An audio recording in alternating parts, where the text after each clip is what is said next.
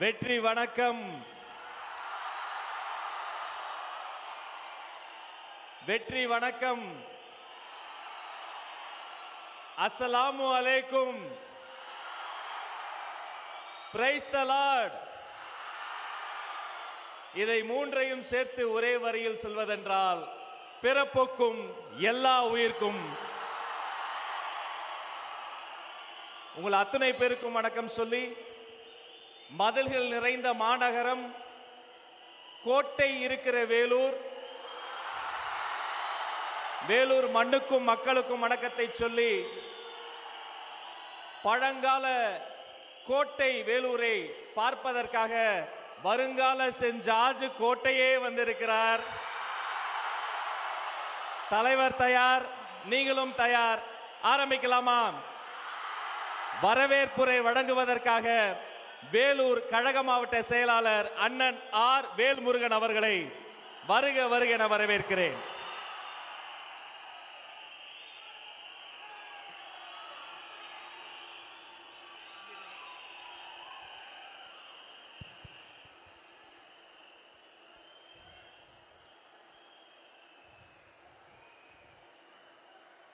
தலைவருக்கு முதல் வணக்கம். பொதுச் செயலாளர் அண்ணனுக்கு வணக்கம். மாநில, மாவட்ட, நகர, ஒன்றிய, பேரூராட்சி, கிளைக்கழக, வார்டு பகுதி பொறுப்பாளர்களுக்கும், சகல அணிகளின் நிர்வாகிகளுக்கும், ஊடக நண்பர்களுக்கும் மற்றும் வேலூர் மாவட்ட நிர்வாக குழு நண்பர்கள், திரு வினோத் கண்ணன், திரு இம்தியாஸ், திரு பிரசாந்த், திரு தனசேகர், திரு அழகப்பன், சிந்து, ஹரி, சரவணன், டாக்டர் சுதாகர், இன்பராஜ், எல்கே வாசு, இளங்கோ குடியாத்தம்,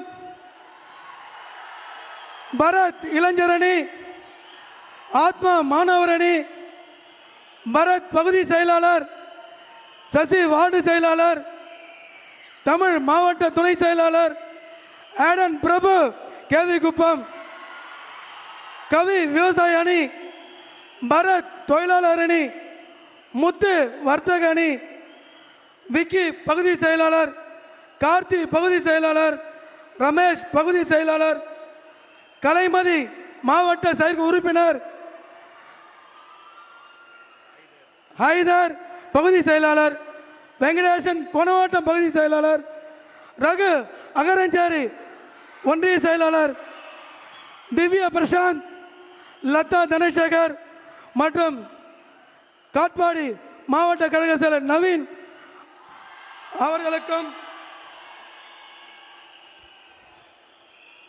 வணக்கம் சொல்லி வருக வருக என வரவேற்கிறேன்.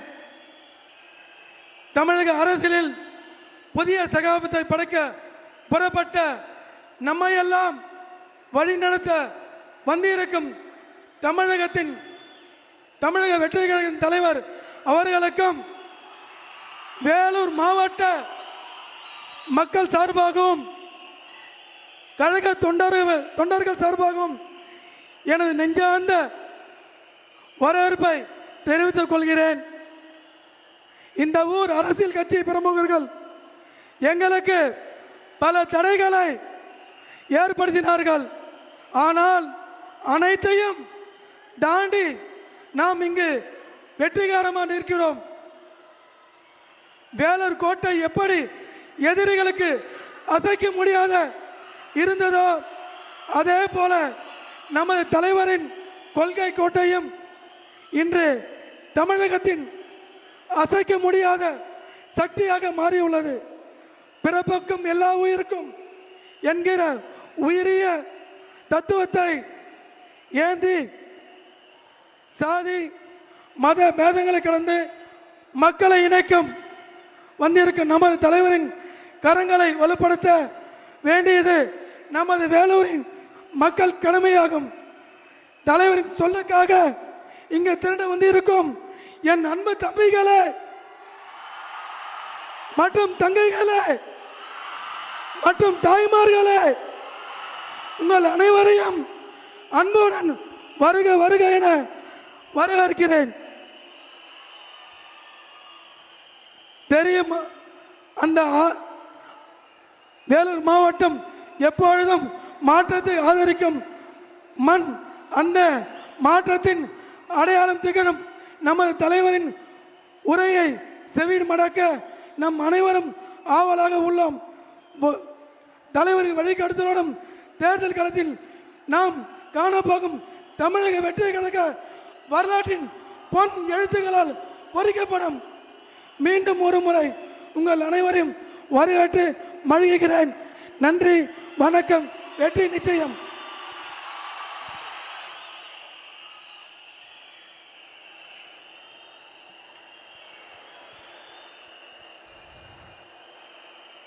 இந்த நொடிக்காக தான் காத்திருக்கிறோம் நாங்கள்.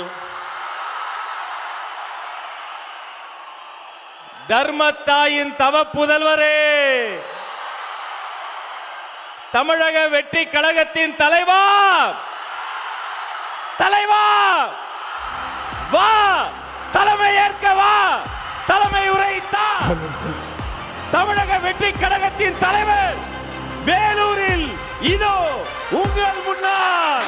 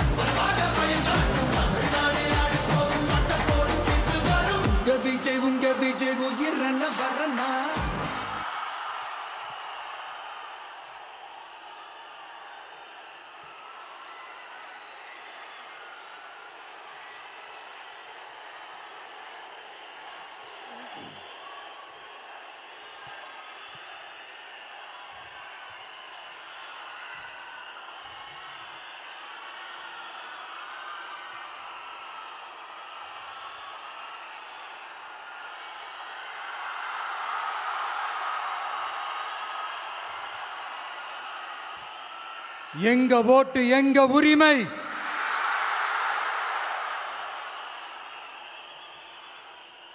எங்களை யாரும் விலைக்கு வாங்க முடியாது.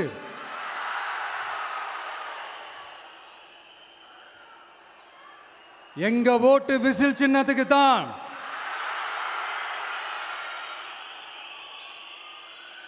யாரையும் நம்பி ஏமாற மாட்டோம்.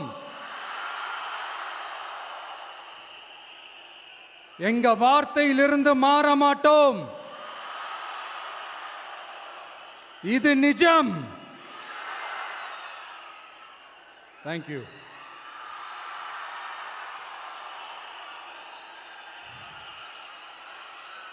ஒரு குட்டி கதையிலிருந்து ஆரம்பிப்போமா?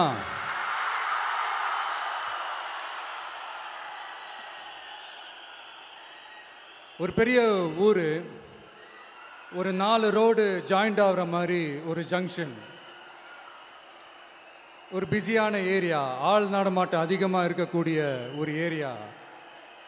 அங்கே சென்டரில் ஒரு முரட்டு ஜல்லிக்கட்டு காலை ஒன்று நின்றுட்டுருக்குது.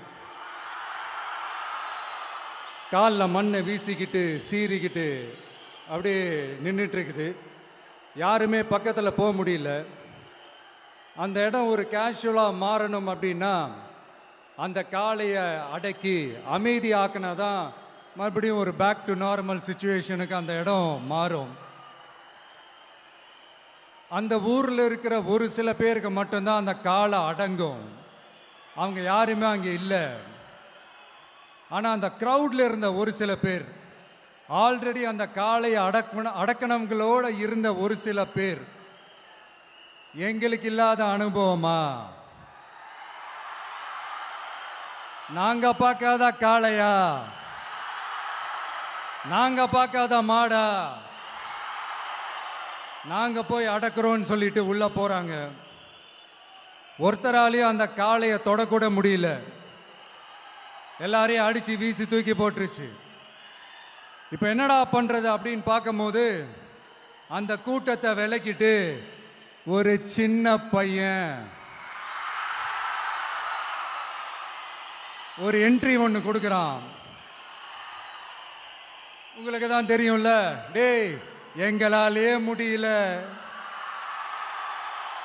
நீ எல்லாம் என்னத்தை போய் கிழிக்க போற, எங்களுக்கு அவ்வளோ அனுபவம் இருக்குது, நாங்களே அடிபட்டு ஓரமாக படுத்து கிடக்கிறோம், இவன் விளையாட்டுத்தனமா ஏதோ பண்ணிட்டு கிடக்கிறான், பாவம் அந்த காளைகிட்ட போய் அடிபட்டு சாவ போறான், பச்சா பையன், அந்த பையன், இந்த பையன், அண்டர் எஸ்டிமேட் பண்றது, ஏளனமா பேசுறது, இப்படி ஒரு பக்கம்.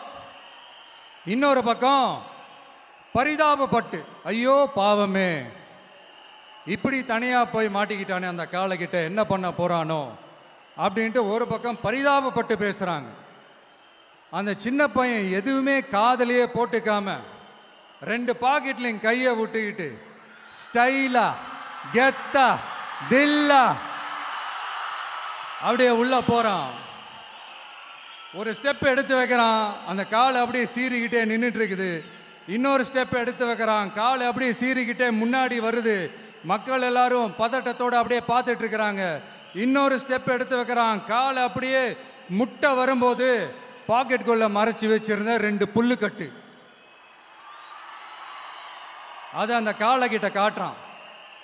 காலை அப்படியே சடனா வந்து நின்று அது மூடெல்லாம் மாறி அந்த புல்லுக்கட்டை சாப்பிட ஆரம்பிச்சிருச்சு. அந்த சின்ன பையனும் அந்த காளையை அப்படியே தடவிக்கிட்டு வரான். காளையும் பக்கத்தில் ஒரு குழந்தை மாதிரி நடந்து வந்துக்கிட்டு வருது. பக்கத்தில் இருந்த ஒரு வயல்வெளியில் அந்த காளையை மேய விட்டுட்டு வரான். மக்கள் எல்லாரும் அந்த பையனை ஆச்சரியமாக பார்க்குறாங்க. அந்த அடிபட்டு கிடந்த அந்த அனுபவசாலிங்க தலையை தொங்க போட்டு நின்றுட்டு இருக்கிறாங்க. ஏன்னா பேசின பேச்சு அப்படி. வாய் இருக்குன்றதுக்காக நக்கலுமா நையாண்டியுமா நச நச நச நசன் ஒரே பேச்சு. என்ன பண்றது, தலையை குனிஞ்சு அப்படியே நின்றுட்டு இருக்கிறாங்க. அங்க ஒரு பெரியவர் வர்றார். வந்து அந்த பையன்கிட்ட கேட்கிறாரு, எப்படிப்பா இப்படி ஒரு முரட்டு காலை சீறிட்டு நின்றுட்டு இருந்தது, எப்படி அந்த காளையை அடக்கின அப்படின்னு கேட்டதுக்கு அந்த பையன் சொல்றான், ஐயா எனக்கு அந்த காளையை பார்த்தா கோபமாக இருந்த மாதிரிலாம் எனக்கு தெரியல, அந்த காலை பசியோடு இருந்த மாதிரி இருந்தது, அதனால தான் அந்த புல்லுக்கட்டை காமிச்சவொடனே ஓகே நமக்கு தேவையானது கிடச்சிருச்சு அப்படின்னோடனே அந்த புல்லுக்கட்டை சாப்பிட்டுட்டு நம்மளோட அப்படியே ஜாலியாக வாக்கிங் வந்துருச்சு அப்படின்னு சொன்னான். இதை கேட்ட அந்த பெரியவர் சொன்னாராம், இந்த சின்னவங்க பெரியவங்க அனுபவம் இருக்கிறவங்க அனுபவம் இல்லாதவங்க இதெல்லாம் விஷயமே கிடையாது. யாரா இருந்தாலும் அந்த சூழலுக்கு ஏற்ற மாதிரி அந்த சிச்சுவேஷனுக்கு தகுந்த மாதிரி என்ன பண்ணி அந்த ப்ராப்ளமை சால்வ் பண்றான், ஏது பண்ணி அந்த ப்ராப்ளமை சால்வ் பண்றான், அதுதான் விஷயமே, அதுதான் மேட்ரு. ஸோ நீ சூப்பர்ப்பா, என்ன ப்ராப்ளம் வந்தாலும் நீ சால்வ் பண்ணிடுவ அப்படின்னு முதுகில் தட்டி கொடுத்துட்டு அந்த பெரியவர் போறார். இப்போ அந்த கதையில் அந்த முரட்டு ஜல்லிக்கட்டு காலை தான் நம்ம தமிழ்நாட்டு அரசியல் களம். அந்த பெரியவர் தான் நம்ம தமிழக மக்கள். அந்த பாக்கெட்டுக்குள்ள ஸ்டைலா தில்லா கெத்தா ஒருத்தன் உள்ள வந்தான் பாருங்க, அவன்தான்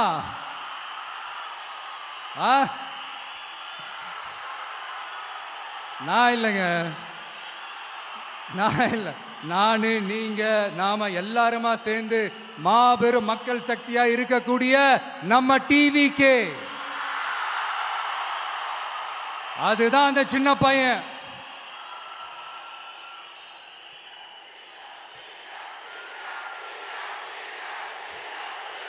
தேங்க்யூ தேங்க்யூ தேங்க்யூ.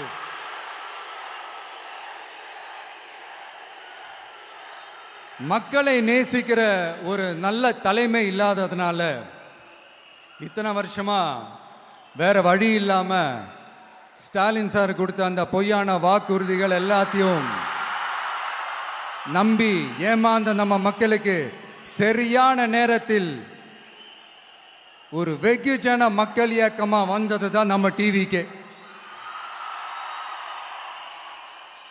அந்த முரட்டு ஜல்லிக்கட்டு கால கதை ஏன் சொன்னோம், எதுக்கு சொன்னோம், யார் யாருக்கெல்லாம் சொன்னோங்கிறது புரிய வேண்டியவங்களுக்கு புரியும்னு நினைக்கிறேன்.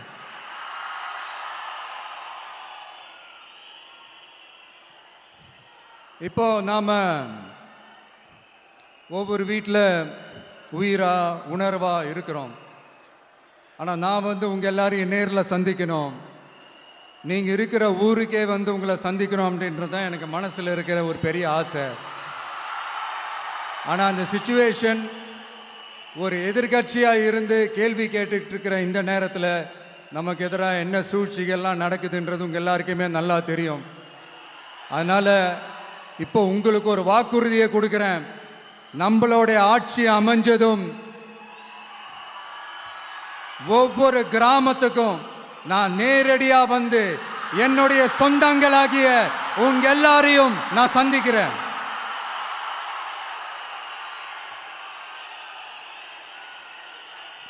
கொஞ்ச நாளைக்கு முன்னாடி நம்ம ஸ்டாலின் சார் ஒரு உருட்டு ஒன்று உருட்டினாரு, நீங்க கேள்விப்பட்டிருப்பீங்க. இப்போ வரப்போற எலெக்ஷன் எதுக்கான எலெக்ஷன்? நம்ம சட்டமன்ற தமிழ்நாடு சட்டசபைக்கான ஒரு தேர்தல் இல்லையா? இதே தமிழ்நாட்டுக்கும் டெல்லிக்குமான ஒரு எலெக்ஷன் அப்படின்னு சொல்றாங்க. இன்னும் கொஞ்சம் மேலே போய் தமிழ்நாட்டுக்கும் என்டிஏவுக்குமான ஒரு எலெக்ஷன் அப்படின்னு சொல்றாங்க. என்ன சார், டெல்லியில் ஏதாவது நிற்க போறீங்களா? அப்புறம் ஏன் தமிழ்நாட்டுக்கும் டெல்லிக்குமான ஒரு எலெக்ஷன் சொல்றீங்க? அப்புறம் இது ஏதாவது பார்லிமெண்ட் எலெக்ஷனா? பிரதமர் பதவிக்கு ஏதாவது போட்டி போடுறீங்களா?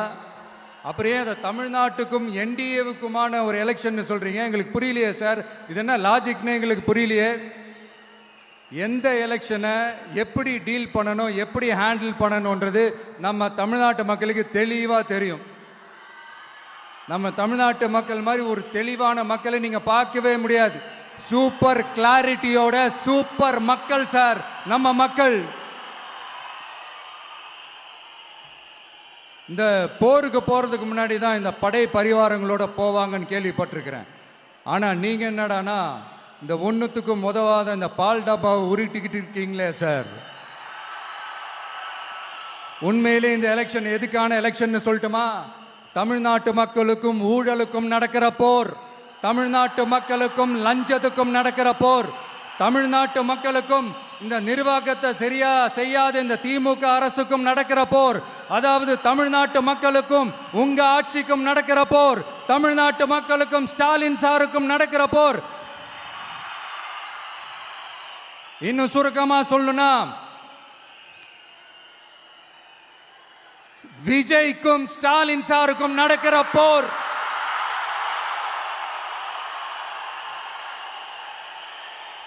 இதுக்கு நடுவுல இந்த என்டிஏ டெல்லி இதெல்லாம் என்ன லாஜிக்னே புரிய மாட்டேங்குது சார். தமிழ்நாடு தான் விஜய், இந்த விஜய் தான் தமிழ்நாடு. தூய சக்தி டிவிகேவுக்கும் தீய சக்தி டிஎம்கேவுக்கும் தான் இந்த போர். இப்படி உக்கிரமா இருக்கிற இந்த போர்ல மறுபடியும் ஒன்றுத்துக்கும் உதவாத இந்த பால் டப்பாவை உருட்டிக்கிட்டு இன்னொரு காமெடி வேற. அது என்னடானா அவரோட ஆட்சியில தான் தமிழ்நாடு சூப்பர் ஸ்டார் மாநிலமா இருக்குதான். கரெக்ட், தமிழ்நாடு சூப்பர் ஸ்டார் மாநிலம் தான். காமராஜர் அவர்கள் டைம்ல, அண்ணா அவர்கள் டைம்ல, எம்ஜிஆர் அவர்களோட ஆட்சியில. இன்னைக்கு ஒன்னுத்துக்கும் உதவாத இந்த உல்டா மாடல் ஆட்சியில தமிழ்நாடு சூப்பர் ஸ்டார் மாநிலமாலாம் ஒண்ணு இல்ல, சூப்பர் ஸ்டாண்ட் அப் காமெடிக்காரர் நடத்துற மாநிலமா மாறிடுச்சு. மக்களே, உங்களுக்காக தான், உங்களுக்காக மட்டுமே தான் வர தடைகள், சதிகள், சூழ்ச்சிகள் எல்லாத்தையும் தாண்டி இந்த 2026 இந்த தேர்தலில் டிவிக்கு தில்லா நிற்கும்.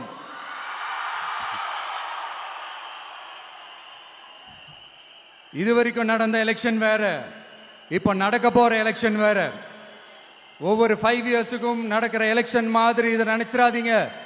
50 வருஷத்துக்கு ஒரு வாட்டி நடக்க போற ஒரு எலெக்ஷன் மாதிரி இது. அதிசய எலெக்ஷன். ஒரு எலெக்ஷன்ல அவங்களோட எதிரிகளை தான் எதிர்ப்பாங்க, அப்படிதான் எதிர்ப்பாங்க, அதுதான் யதார்த்தமும் கூட. ஆனா இந்த எலெக்ஷன்ல தான் ஒட்டுமொத்தமா எல்லாருமா சேர்ந்து ஒருத்தனை எதிர்க்கிறாங்க. ஒட்டுமொத்தமா எல்லாருமா சேர்ந்து இந்த விஜயை எதிர்க்கிறாங்க. ஏன்னா இந்த விஜய் ஊழலை எதிர்க்கிறான், லஞ்சத்தை எதிர்க்கிறான், மக்களோட மக்களா நிக்கிறான். அந்த மக்கள் அவன் கூட நிக்கிறாங்க. அந்த காண்டு எப்படி? அந்த காண்டு தான் ஒட்டுமொத்தமா எல்லாருமா சேர்ந்து ஒருத்தனை எதிர்க்க காரணம். நீங்க எப்படி வேணா எதிர்த்துக்கங்க, ஆனா போட்டி ரெண்டு பேருக்கு நடுவில் உள்ளதான் ஒண்ணு. இன்னொன்னு, இந்த எலெக்ஷன் டேல மேக்சிமம் என்ன பண்ணுவீங்க? போவீங்க, ஓட்டு போடுவீங்க, வருவீங்க, அவ்வளவுதான் உங்களுடைய பார்ட்டிசிபேஷன். ஆனா இந்த எலெக்ஷன்ல நீங்க பங்கெடுத்துக்க போறீங்க. எஸ், உங்க வீட்டில் இருக்கிற ஒரு விஜய் தான், உங்க வீட்டில் இருக்கிற ஒரு விஜய் தான் வேட்பாளரா நிக்க போறாங்க. உங்க வீட்டில் இருக்கிற நிக்கிற ஒரு வேட்பாளர்னா அப்போ உங்க வீட்டில் இருக்கிற மற்றவங்க எல்லாருமே வாக்காளர்கள் தானே. உங்க அம்மா, உங்க அப்பா, உங்க அண்ணன், உங்க தம்பி, உங்க சொந்தம் டிவிக்கே வேட்பாளர் அப்படின்னா அப்போ உங்க ஓட்டு விசில் சின்னத்துக்கு தான் எல்லாருக்குமே தெரியும். ஏன், நம்மளோட எதிரிகளுக்கு கூட அது நல்லாவே தெரியும். அதனால தான் நமக்கு எதிராக அவ்வளவு அவதூறு பரப்புறாங்க. என்னென்ன அவதூறு பரப்புறாங்கன்றது உங்களுக்கே நல்லா தெரியும். ஆனா அவங்களுக்கு தெரியாது, ஏன் மேல அவதூறு பரப்புனா அது மக்கள் மேல அவதூறு பரப்புற மாதிரின்னு. எனக்கு அரசியல் தெரியலன்னு சொன்னா அது மக்களுக்கு அரசியல் தெரியலன்னு சொல்ற மாதிரின்னு. என்ன அசிங்கமா பேசினா அது மக்கள் அசிங்கமா பேசுற மாதிரின்னு. எனக்கு எதிராக செய்யற ஒவ்வொரு செயலும் அது மக்களுக்கு எதிராக செய்யற செயல் அவங்களுக்கு தெரியாம போச்சு. இந்த விஜயும் மக்களும் வேறு வேறு இல்லை. இந்த விஜயும் மக்களும் ரத்தமும் சதையும் மாறி, உடலும் உயிரும் மாறி, ஒன்னிலிருந்து ஒண்ண பிரிக்கவே முடியாது. எஸ், சென்சிட்டிவான சென்டிமெண்ட், அது சென்சிட்டிவான சென்டிமெண்ட்.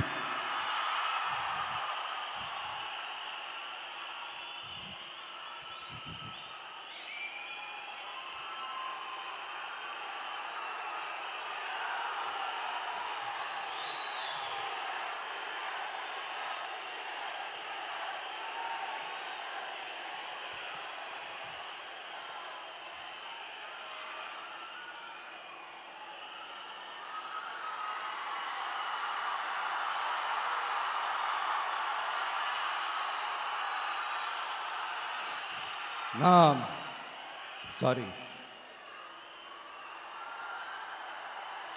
இதை யாரும் அசைக்க முடியாது. மக்களை நேசிக்கிற விஜய் வேணுமா, மக்கள் விரோத ஆட்சி நடத்துற ஸ்டாலின் சார் வேணுமா? இந்த விஜய் நம்புறீங்களா, ஸ்டாலின் சார் நம்புறீங்களா? Proof, this is the proof.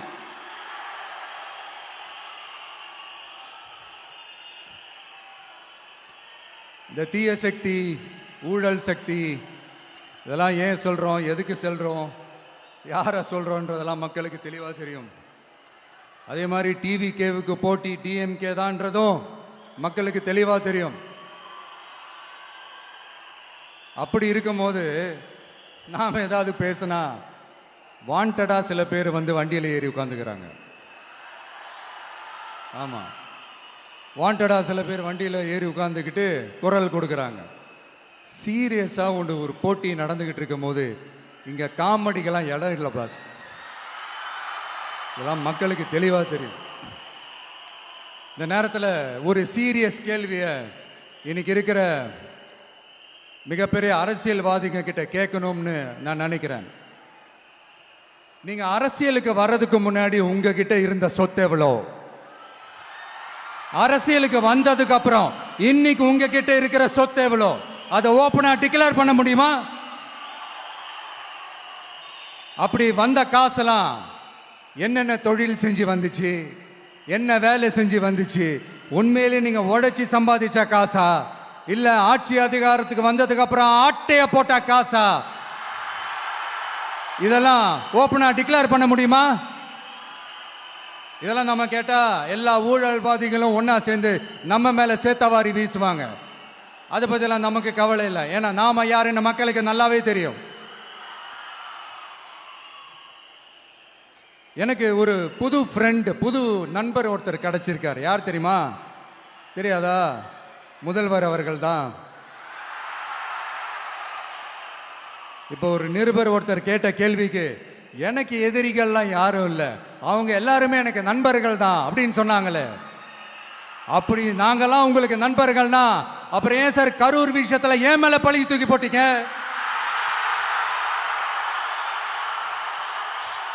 உங்களுக்கு மனசாட்சின்னு ஒண்ணு இருந்தா அப்படி பேசிருப்பீங்களா?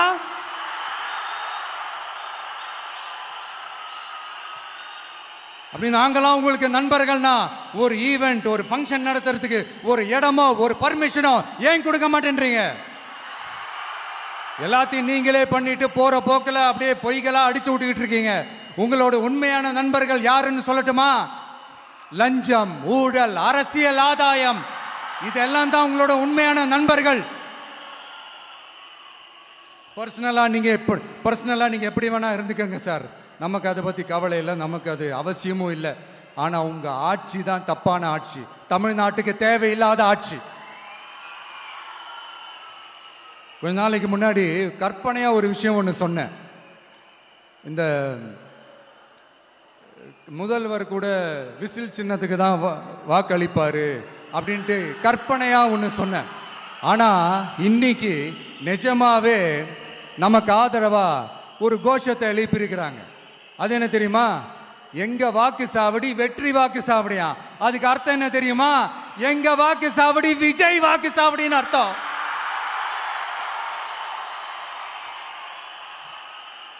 அது சரி, மக்களோட இந்த ஆதரவை பார்த்துட்டு அவர் அறியாமலே எப்படி பேசிட்டாரு என்னமோ தெரியல.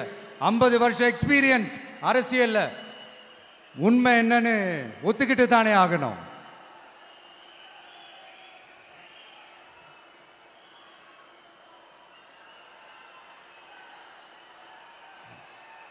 ஜனநாயகம்ங்கிறது பெரும்பான்மை ஆட்சி அதிகாரம் சார்ந்தது மட்டும் இல்லை, சிறுபான்மை மக்களின் உரிமைகள் உணர்வுகளும் புனிதம்னு நினைச்சு அதையெல்லாம் காப்பதற்கு பெயர் தான் ஜனநாயகம்னு 1963 அறிஞர் அண்ணா பார்லிமெண்ட்ல பேசினதை நாம இங்க சொல்றது ரொம்ப பொருத்தமா இருக்கும்.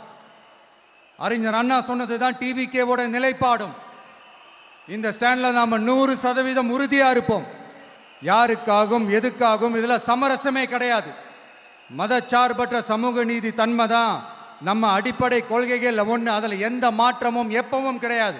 ஆனால் இதெல்லாம் மறந்துட்டு எப்படியாவது எதையாவது செஞ்சு ஓட்டு வாங்குறதுக்காகவே இங்கே சில பேர் இருக்கிறாங்க. அவங்கள மாதிரி நமக்கு அப்படி சில பிரச்சனைகள்ல எரியற நெருப்புல எண்ணெயை ஊத்துற எண்ணமே இல்லை.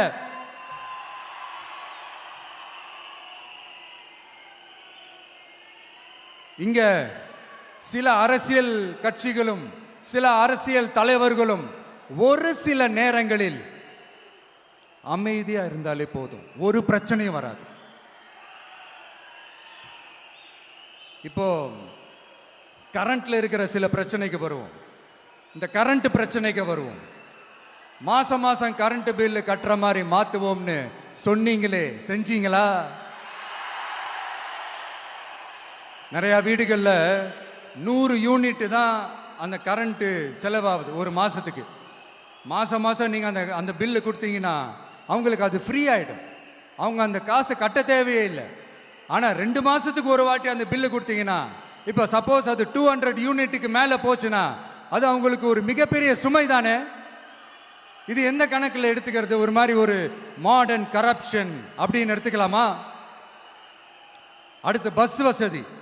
நிறையா கிராமங்களில் பஸ் வசதி இல்லைன்னு சொன்னால் இந்த ஒட்டுமொத்த திமுக அரசும் கத்திக்கிட்டு வந்துடுவாங்க.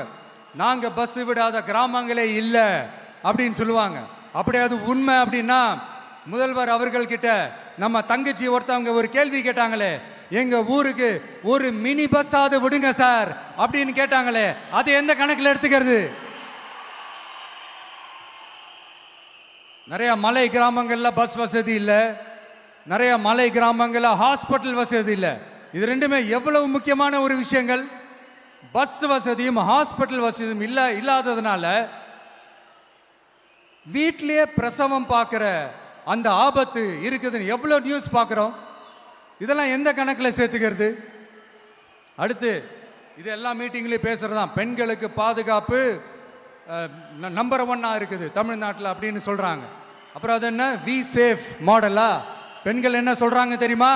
அது வி சேஃப் மாடல் இல்ல, வி ஆர் நாட் சேஃப் மாடல்னு சொல்றாங்க.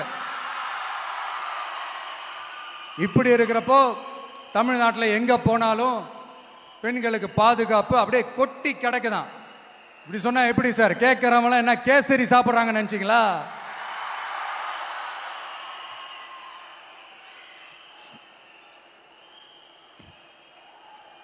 அடுத்து இந்த சட்டம் ஒழுங்கு, அது காணாம போய் ரொம்ப நாள் ஆச்சு.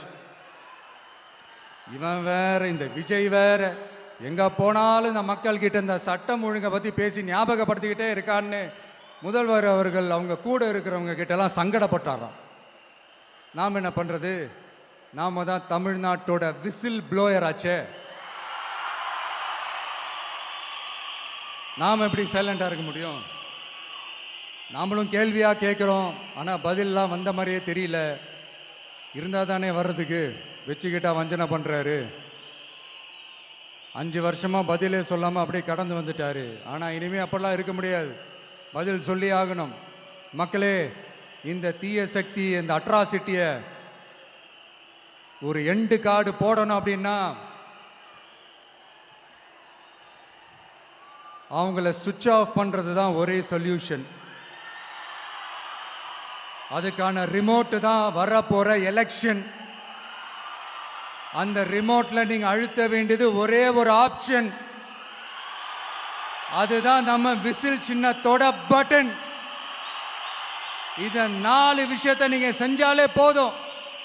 ஒவ்வொரு இவிஎம் மெஷின்லயும் விசில் சின்னத்துக்கு நேரா இருக்கிற அந்த பட்டனை பச்சக்கு பச்சக்கு பச்சக்குன்னு ஒரு அழுத்துங்க. எப்படி? அவ்வளவுதான். நாம காஞ்சிபுரத்தில் பேசும்போது நம்மளுடைய விஷன் என்னன்னு சொன்னோம். இப்போ அதனுடைய கண்டினியூஷனா சில விஷயங்கள் இங்கே நான் சொல்லணும்னு ஆசைப்படுறேன். இப்பவும் சொல்றேன், உறுதியா சொல்றேன், சத்தியமா சொல்றேன். பெண்கள், பெண் குழந்தைகள், ஆண் குழந்தைகள் பாதுகாப்பு நம்ம ஆட்சியில் நம்பர் 1 இருக்கும்.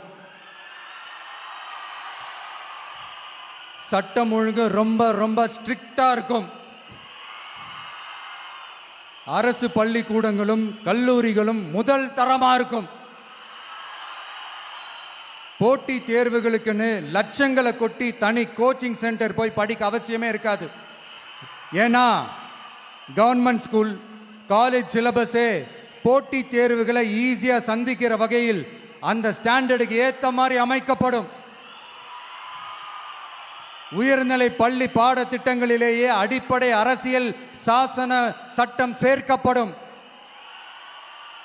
மாநில மற்றும் ஒன்றிய அரசு அலுவலகங்கள், வங்கிகளின் செயல்பாடுகள் மற்றும் அவற்றை அணுகும் முறை குறித்து மாணவர்களுக்கு தெளிவான புரிதலை ஏற்படுத்தும் வகையில் தேர்வுகள் அற்ற செயல்முறை பாடமாக கற்பிக்கப்படும்.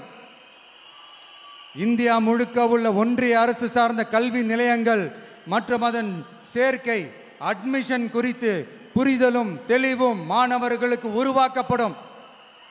அனைத்து அரசு பள்ளிகளிலும் பெண் குழந்தைகளுக்கு சுத்தமான, சுகாதாரமான மற்றும் தரமான கதவுகள் பொருத்தப்பட்ட ரெஸ்ட் ரூம்கள் அமைப்பது உறுதி செய்யப்படும். போதைப் பொருட்கள் இல்லாத தமிழகம் உருவாக்கப்படும். மாவட்ட கலெக்டர்கள் மற்றும் எஸ்பிக்களில் சரி பாதி பெண்களாக இருக்கும்படி செய்வோம். மலை கிராமங்களில் அரசு ஆரம்ப சுகாதார நிலையங்கள் பிரசவம் பார்க்கும் வசதியுடன் அமைக்கப்படும். பஸ் போக்குவரத்து இல்லாத கிராமங்கள் மற்றும் மலை கிராமங்களே இல்லை என்ற நிலை உருவாக்கப்படும். ஏற்கனவே அமைப்பு சாரா தொழிலாளர்கள் அமைப்பு இருந்தாலும் ஆட்டோ, டாக்ஸி மற்றும் லாரி டிரைவர்களுக்கென அவர்களின் நலன்களுக்காகவும் குடும்ப நலன்களுக்காகவும் தனியாக நல வாரியம் அமைக்கப்படும். தென் தமிழகம் உட்பட தமிழகத்தின் தேவையான பகுதிகளில் தொழிற்சாலைகள் அமைக்கவும் தொழில் வளம் பெருக்கவும் தனி கவனம் செலுத்தப்படும். விவசாயிகள், மீனவர்கள் மற்றும் நெசவாளர்களின் கருத்துக்களை அறிந்து அவர்களுக்கான திட்டங்கள் காலத்தின் தேவைக்கேற்ப உருவாக்கப்படும். இப்போ நம்ம ஸ்டாலின் சார் அறிவாலயம் பக்கத்தில் யார் நடந்து போனாலும், அறிவாலயம் பக்கத்தில் யார் நிழலுக்கு ஒதுங்கினாலும் கூட்டணியில் சேர்த்துக்கிறாரு. அந்த வச்சிருக்கிற பணத்தில் ஒரு பங்கு ஒன்று கொடுத்து, அதுக்கு பேர் கல்லாப்பெட்டி கூட்டணின்னு வச்சிருக்கிறேன். அந்த கல்லாப்பெட்டி கூட்டணியை ரொம்ப கஷ்டப்பட்டு சேர்த்திருக்கிறார். ஆனால் அவருக்கு நான் சொல்கிறேன், இந்த பழைய கூட்டணி கணக்குகளோ இந்த கொள்ளையடிச்ச பணத்தையே வச்சு எங்கள் மக்களை ஏமாற்றி எல்லாம் ஜெயிக்க முடியாது. ஏன்னா இது மாபெரும் மக்கள் சக்தியான வித்தியாசமான விசில் புரட்சி எலெக்ஷன்.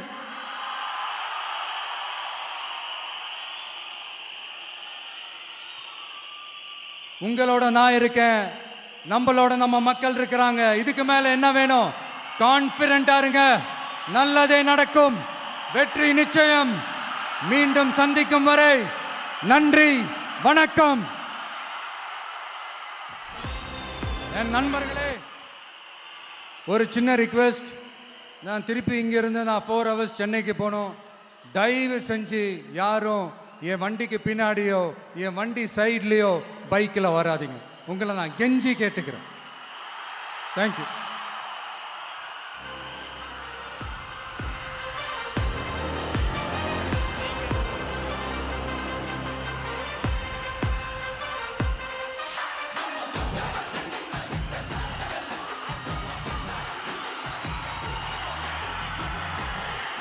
வெற்றி தலைவர் அவர்களுக்கு நன்றி.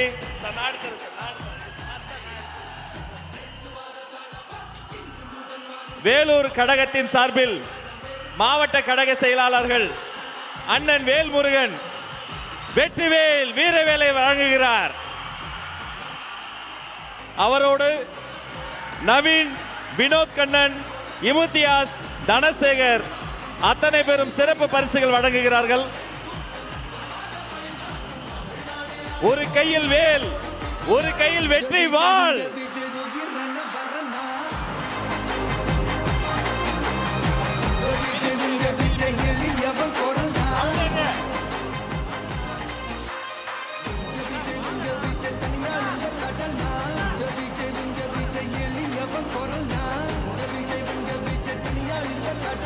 மக்கள் தானே மன்னர்களை உனக்கு காட்ட வரனா.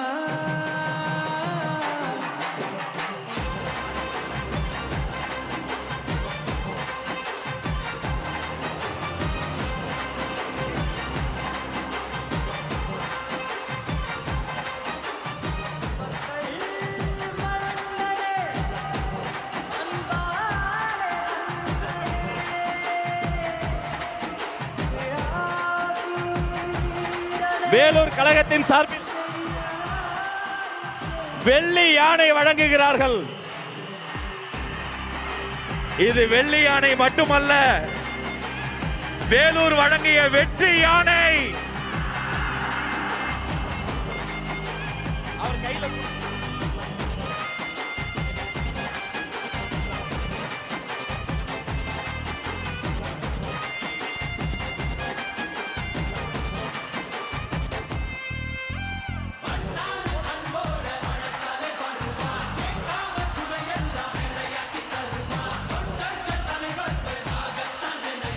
வேலூர் கழகத்தின் சார்பில் தங்க கோயிலும்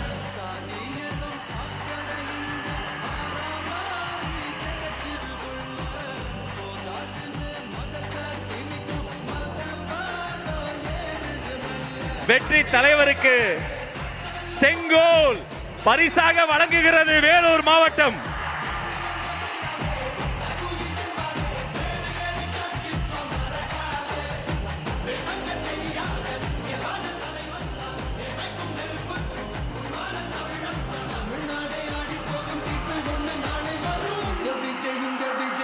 நன்றி நன்றி.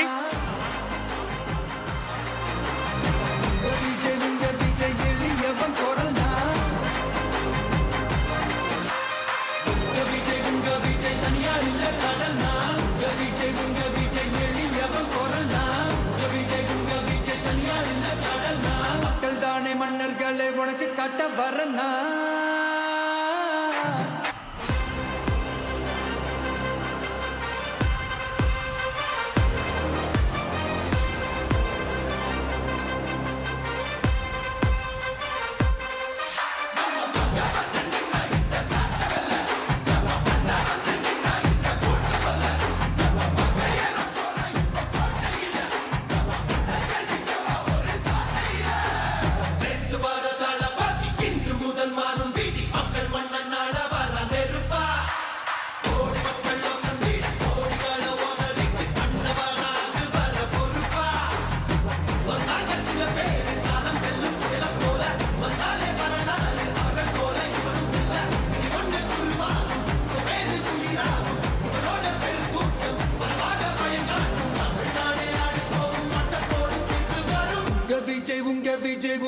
பண்ண வரனா விஜய் உங்க விஜய் எளியவன் குரல்னா